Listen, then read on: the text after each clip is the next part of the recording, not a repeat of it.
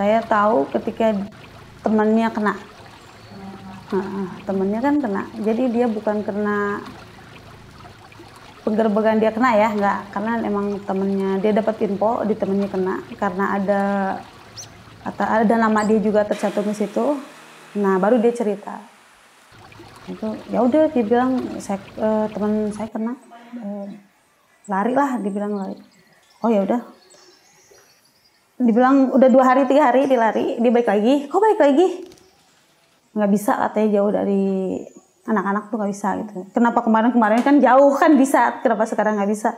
Mungkin dia juga kayak hati apa pikirannya tuh udah kalang kabut kali ya. Nggak lama 2 malam ada juga datang kemari dari Polres Jakarta Barat tuh datang ke rumah. Gerbek deh rumah yang sebelah sana ya, karena ini kan kosong. Nah dari situ baru itu jauh kan. Terus Zahra langsung saya lariin ke pondok. Nah pulanglah saya ke sini. Pas dengar kayak gitu,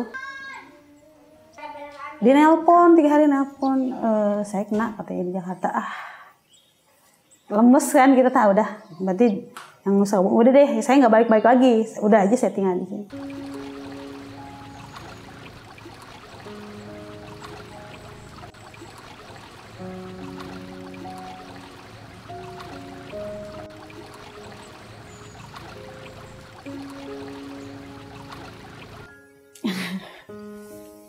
Saya nggak nyangka kok bisa kayak gini, karena kita kan dulu ketemunya juga nggak di lingkungan kayak gitu.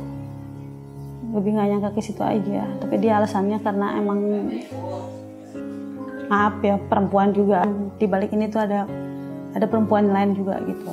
Jadi ketika saya juga kaget ketika dia pertama masuk, orang lain nyangkanya itu saya, padahal bukan. Itu ada, oh kirain istrinya gitu, ternyata bukan. Ada juga perempuan di situ. Lawyer juga bilang gitu, oh kirain istrinya, padahal bukan. Jadi dari situ saya tanggapan ke dia sebenarnya kecewa iya, pasti kecewa. Di balik dia kasus kayak gitu, ternyata di sampingnya dia tuh ada juga perempuan lain. Di situ aja sih jadi tanggapannya, udah gak bisa ngomong apa-apa, udah benar-benar sakit dari kasus, sakit dari kelakuan dia juga kayak gitu.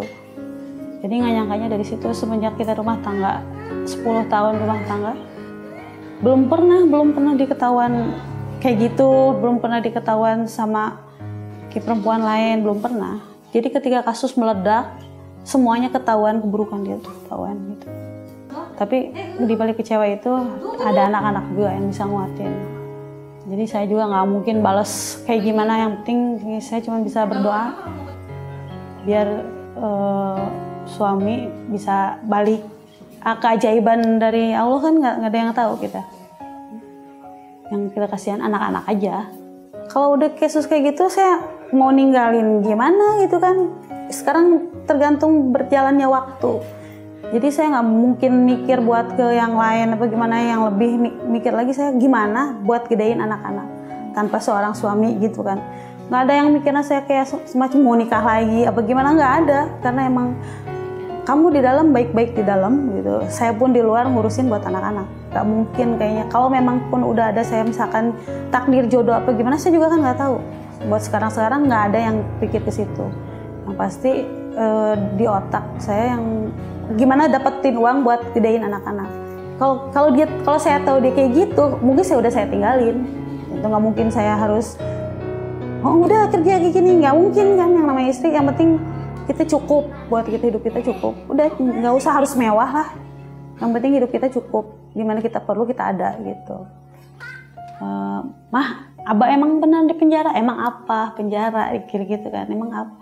Ya kata orang-orang Abah tuh dipakein kayak borgol, bilang gitu. Pokoknya Abah tuh di dalam nggak bisa keluar-keluar. Lebih saya bilang, dia kan belum paham juga. Enggak, Abah ada kerja, gitu. Abah ada kerja. Nanti juga mungkin dia udah saatnya dewasa tahu lah gitu. Nggak usah harus dia tahu dengar dari orang kayak gitu. Kalau dia udah ngerti juga saya ceritain sedikit-sedikit juga dia paham. Karena nggak ada yang bisa gantiin bapaknya. Nggak ada. Seburuk-buruk bapak, pasti itu aja bapaknya nggak ada yang bisa gantiin. Jadi nanti juga pada saatnya dia harus tahu, saya ceritain. Bukan saya nutut-nutuin dari sekarang, karena kan emang mentalnya anak kan harusnya berjalan aja gitu. Jadi nggak usah harus di-down kayak sering sebenarnya dia bilang gitu sering. Kata orang begini enggak, bilang enggak ada Abah ada kerja. Tapi ketika dia harus tahu kata Abah begini jangan bohong gitu. Nah, baru dia kan berarti udah tahu kan bohong dan jujurnya di mana. Baru saya ceritain. Ini perubahannya mungkin dari situ aja. Jadi agak kalau ke Zahra ya agak diem gitu. Jadi agak sering ngurung di kamar kayak gitu. Padahal dia di kamar tuh kayak semacam nulis apa gimana gitu. Jadi saya sih cenderung ke dia, ke Zahra aja. Jadi ke yang lain kan emang yang dua kan emang belum pada paham. Ketika dia main di luar, kita juga nggak tahu kan kalau Zahra kan jarang main di luar. Jadi dia sebenarnya dia kayak udah kena mentalnya kayak gitu. Kadang dia juga nanya kapan sih Abah pulang. Saya juga nggak bilang ke dia kalau abahnya tuh sebenarnya nggak kondisinya segitu, nggak belum. Karena kan nanti juga mungkin saatnya dia juga pasti tahu. Tapi saya nggak mau bilang dari diri saya sendiri gitu, dari mulut saya bilang nggak. Nanti juga mungkin dibilang yuk lihat gitu, lihat Mbak. Tapi nggak bisa, buat sekarang nggak bisa dulu. Doain aja biar ada rezekinya, baru kita nanti lihat. Udah dari tahun kemarin dia pengen lihat. Lebih sulit buat dapat uang gitu kan, karena dulu kan kalau kita mau apa-apa tinggal minta gitu. Perluan ini, perluan itu. Mungkin sekarang lebih susah aja gitu. Tapi emang ada aja, tapi nggak kayak ada suami. Tapi lebih sulit dapetin uang karena emang susah nyarinya. Paling di rumah kalau misalkan ada yang nyuruh setrika apa gimana saya masih kerjain. Tapi lebih sekarang saya lebih sering di pengisian di Nawater situ. Lebih ke situ karena di situ emang dibilang kalau yang punyanya bilang kalau misalkan memang bisa boleh kerja di sini. Dan tiap hari gajinya tiap hari, sehari cuma 25.000 di situ. Sebenarnya nggak cukup, cuman buat tambahan gitu, buat tambahan yang lain. Berjalan dengan alur waktu yang cukup sulit sebenarnya buat diri saya, tapi memang saya nggak ngomong ke orang. Sebenarnya cukup sulit juga. Tapi dengan saya tetap berdoa, dimanapun jalannya, dikuatkan saya buat ngurusin anak-anak.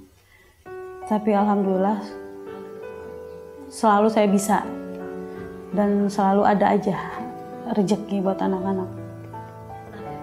Yang saya pengen sih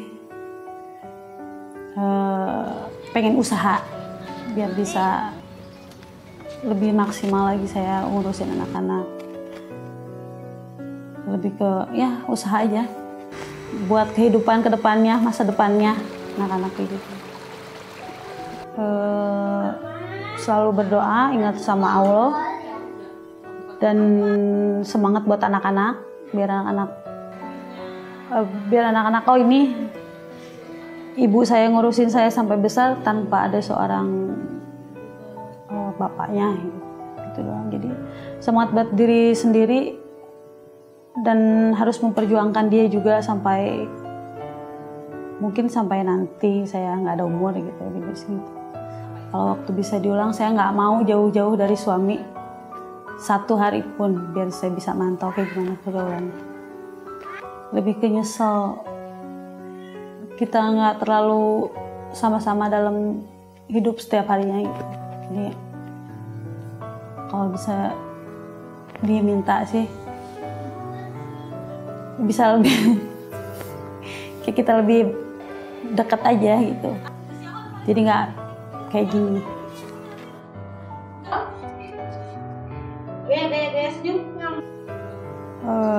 Jangan putus asa. Kalau belajar yang benar. Doain terus abahnya biar pulang, biar kita bisa kumpul lagi, biar bisa ketemu lagi. Belajar sekolah belajar yang benar biar dia bisa jadi anak yang bermanfaat, biar bisa jadi anak yang kebanggaan orang tuanya. Ingat orang tua tuh masih ada gitu.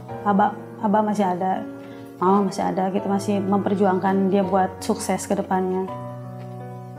Jangan sampai masa depan kalian tuh jadi down apa buruk gitu. Dibilang sih, nah buat saat ini masih ya.